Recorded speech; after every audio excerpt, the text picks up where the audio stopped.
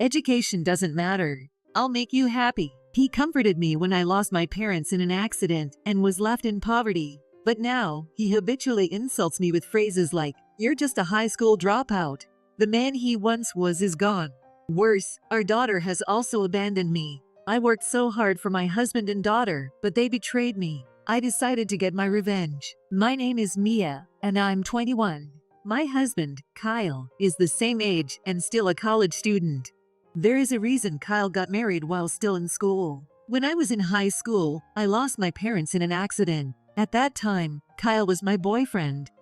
Losing my parents was devastating, but I was also lost about how to live on my own. I was supposed to take the SAT, but I couldn't focus on studying. Eventually, it became impossible for me to continue my education, both emotionally and financially, so I started working before high school graduation. During that time, Kyle told me, "It's okay, I'm here for you. But I'm not even going to college. Education doesn't matter. I'll make you happy, Mia." Kyle. Looking back, maybe he just said that in the heat of the moment. But Kyle kept his word and married me.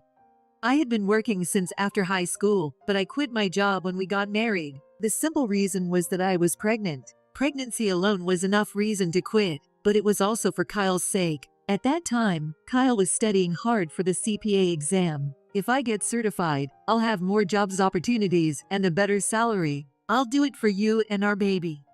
Kyle often said that. He was full of hope back then. I wanted to support him. Once he passed the CPA exam and got a job, our life would stabilize. Then we could create many happy memories as a family of 3. With that hope, I spent my days doing housework and taking care of our child. But things didn't go as planned. A year later, Kyle failed the CPA exam. He had been confident, so his failure hit him hard. He was so crushed that he decided to take a regular job without consulting me. When I found out, I asked him, "Are you really giving up?" "On what?" "On the CPA. You always wanted to be a CPA, Kyle." I said it out of concern, but it only made him angrier. He glared at me and shouted, "Shut up, you high school dropout. I don't need your sympathy." "Kyle, what's wrong? Don't talk. Just shut up and do as you're told, you idiot. Why are you saying this?" That was when Kyle's attitude started to change. The kindness and compassion he once showed me were gone, replaced by constant insults over the slightest things. "You're just a high school dropout. Shut up, you high school dropout. Just stay silent, you idiot." These became his go-to phrases whenever he was in a bad mood. The insults towards me escalated daily, and even if our daughter was in the same room, he would yell at me without hesitation. "Stop lazing around and get a job, you high school dropout." "But Sally is still so young. If I work, I'll need to find a daycare." "What? You should have done that already. You're useless. Even an idiot can find a job, so hurry up." "I'm sorry." When I apologized, Kyle smugly turned to our daughter, "Sally, it must be tough having such a useless high school dropout as a mom. Poor thing. Come here." Kyle would say such things, knowing she didn't understand the words yet. He never insulted or hit Sally, which was my only solace. After giving up on the CPA exam and getting a job, Kyle often went out with Sally alone. They would dine out and shop without me, and this became a routine. I found a job that accommodated having a child and immersed myself in work. As a result, my time with Sally dwindled. This would lead to something so terrible. Little did I know that. About 10 years passed since then. It was my 35th birthday. Kyle hadn't celebrated my birthday in years. He probably had long forgotten about it. Turning 35, I bought 3 cakes to spend a little time with my family and went home. "I'm home. Sorry I'm late, but I brought cake." But Kyle completely ignored me. Being ignored wasn't unusual, but today felt different. "Kyle, here, I've already signed it. You just need to sign." "What?" Kyle handed me divorce papers as soon as I walked in.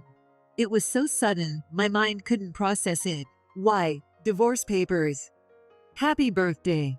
It's your last gift. Sign it." "Wait, what? This isn't funny, even as a joke." Kyle scoffed. "A joke? No way. You're useless to me now." "Useless? What do you mean?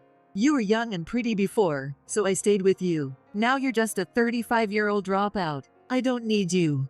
"That's not." I felt a gaze and looked toward the door. Sally was standing there. She often heard Kyle's insults, but this was different. I couldn't let her hear about the divorce. Trying to remain calm, I spoke to her gently. Sally, I'm sorry. We're having an important discussion. Please go to your room. Shut up, Grandma. What? I was stunned by Sally's words. She had never spoken to me like that. Just so you know, I don't consider you my mother. You use work as an excuse to ignore me. You're just a terrible woman. Wait, I didn't ignore you. Then what? Dad's the one who always took me places. That's because Kyle took you out without telling me. What? Are you blaming Dad? You were probably off with some other guy. Sally, why would you say that? Shut up. Get out. Wait, Sally. Please listen to me. Shut up. You're not my family. Sally must have been influenced by Kyle, screaming at me with a look I'd never seen before. Kyle looked triumphant, grinning. Why? I could understand Kyle, but since when had Sally started talking like this? No matter how many times I tried to reason with them, they wouldn't listen. At that moment, on my 35th birthday, I lost my place in the world. Since marrying Kyle and having Sally, I had lived for them. I did my best with housework, childcare, and work, but to be treated like this. I'll give you part of the assets, but I'm taking custody. Get out immediately. Kyle's words forced me out of the house in tears. Abandoned by my husband and daughter, I could no longer stay. I rented an apartment with the little savings I had managed to save. Lying on the floor, tears flowed naturally. How did it come to this? You said, education didn't matter. You'd make me happy. I had been belittled for my education before, but this was from the family I trusted. I couldn't forgive them. I wouldn't let it end like this. I was determined to make my husband regret what he did.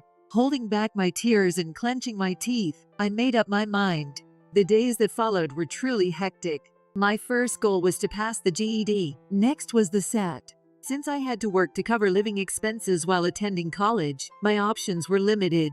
In the end, I decided to enroll in an online university. Luckily, I never hated studying. But graduating from university wasn't my ultimate goal. My final objective was to obtain the professional certification that my husband had failed to achieve. You've got to be kidding. Is the CPA exam really this difficult? When I first took the exam, I had no idea how to answer the questions or even what was being asked. It was disheartening. However, with advice from university professors and reading experiences from others who had passed, I kept preparing. Many times I felt like giving up, but the desire to prove my husband wrong and not to lose kept me going. After 4 years of relentless effort, I finally passed the CPA exam. All my hard work paid off. 3 years later, with various practical experiences under my belt, I was finally hired by the consulting firm I had always aimed for. Starting today, I'll be working here. My name is Mia Jones. Nice to meet you all. As I introduced myself and received expectant looks from my colleagues, someone among them was shocked to see me. You? What are you doing here? Oh, it's been a while. This can't be. There's no way you have that certification. My ex-husband, Kyle, was visibly shaken as he approached me. What kind of dirty tricks did you use? Dirty tricks? I studied, took the national exam, and passed. That's all there is to it. That can't be. But you're... Buddy, I'm what? A high school dropout? At that moment, the boss who had been listening to our conversation stepped in. Kyle, do you know Mia? Caught off guard, Kyle pointed at me and shouted, Sir, she's lying about her credentials. Lying about her credentials? She's definitely a low-education high school dropout. The boss shrugged, looking puzzled. What are you talking about? She graduated from college, got her certification, and gained experience. She's one of my former students, so I know her background. No way. So, what exactly is your relationship with Mia? Well, it's so. Frustrated by his refusal to explain, I decided to speak up myself. We used to be married. What? Ignoring the shocked look on my boss's face, I continued. Yes, used to be. He handed me divorce papers on my 35th birthday, telling me he didn't need a high school dropout. Did you really say that, Kyle? Yes, it was true. I did drop out of high school, but thanks to that, I was motivated to prove him wrong and earn my qualifications, which I did. So now, I'm actually grateful. Not only my boss, but also the other employees listening were taken aback. I was certain everyone's opinion of my ex-husband changed in that moment. Since then, he was treated coldly at the office. Did you hear? He called his ex-wife a high school dropout. Really? Honestly, Mia is much better at her job than Kyle. Totally. Kyle acts tough with juniors, but isn't that good at his job, haha. Overhearing these comments, he couldn't bear the office environment any longer and quit the next day. He had mocked people for being high school dropouts for years, yet couldn't handle a taste of his own medicine. It was pitifully funny. Thus, my revenge on him was complete. Not long after, my daughter Sally came to see me. She must have gotten my address from Kyle. Now a college student, she shook my shoulders and spoke urgently. "Mom, let me live with you." I looked at her coldly and asked, "Why? Why?" "Because Dad quit his jobs. It's your fault for joining his company. Take responsibility." "What are you talking about? I just got a job using my qualifications. I didn't trouble anyone." "You. Because of you, Dad had to quit and is now unemployed." "What about my college tuition?" Despite everything that had happened, she offered no apology, leaving me thoroughly disappointed. I wasted my time being a mother for this child.